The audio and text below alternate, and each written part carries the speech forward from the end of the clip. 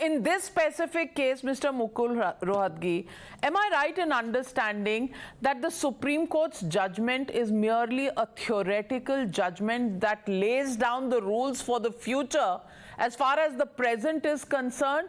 Because the dice has been cast, nothing can change, and therefore everything that has been said is actually some gyan in simple layperson's language. Well, well, you are right in some sense. Let's not call it theoretical. It is a judgment on the facts of this case, but the judgment is such, or the scenario was such, that you cannot restore status quo ante, as to which means restoring the position what it was 1 minute before Mr. Shinde resigned. That is not possible. It is unfortunate. He should not have acted the way he did. Is now a lesson for the future, whether governor, whether speaker, whether chief minister, whether whip, or whether the MLAs. I mean, that's how most judgments are. Once the event is over, not very easy to put back the whole thing. So do you think the fact that the Election Commission has been given a free hand with some advice on how symbols should be dealt with, the speaker can take a call on the disqualification notices now? How would you look at this judgment? Is it in favor of Eknath Shinde and the BJP combined, or is it really only a judgment that puts a rap on the knuckles of the governor's office? Well, Navika, no, I don't think it's a case of a rap on the governor at all. The decision may be wrong, it can still be bona fide, and it doesn't seem to be a malafide decision. Now, as far as the Shinde group or the Thackeray group is concerned, I think it's a mixed bag. Mr. Thackeray has some brownie points by saying, well, the order of the governor was wrong. Had you stuck on and taken the test, maybe you could have got back your post. That is one way to look at it. The other way to look at it is, whatever has happened in the past, Mr. Shinde and the BJP combined has gone through and has escaped.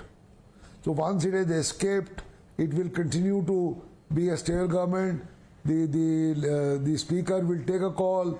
The issue of disqualification takes time to decide, can't be decided in 1 day, 1 month or 6 months.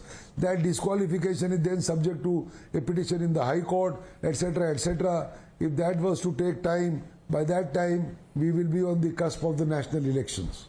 And the Maharashtra elections. So once again, Mr. Mukul Rohatgi, it's a lesson for the Obviously, future. I mean, that's what I meant. National and Maharashtra. So more or less they have escaped. More or less they have escaped from the guillotine and gone through, and the government, you know, as they say in Hindi, Jo Jeeta Wohi Sikander. So it's something like that. So Jo Jeeta Wohi Sikander, Shinde, Fadnavis Sarkar जीता इसलिए सिकंदर, उद्धव ठाकरे डर गए इसलिए आज loser हैं? I think so in the current reality of the situation. I think so. But there is no morality in political situations of this kind, Mr. Rohatgi, either for political parties or the governor's office. You don't see any question or any erosion in the moral standards and the moral compass?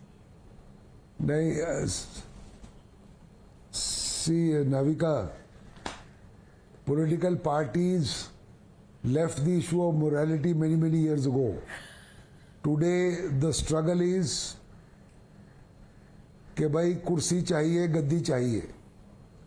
And once you get a kursi or a gaddi, you try and retain it by means which may be legitimate, may be illegitimate. The courts come in when it is illegitimate, but there is no concept of morality in today's politics in this country.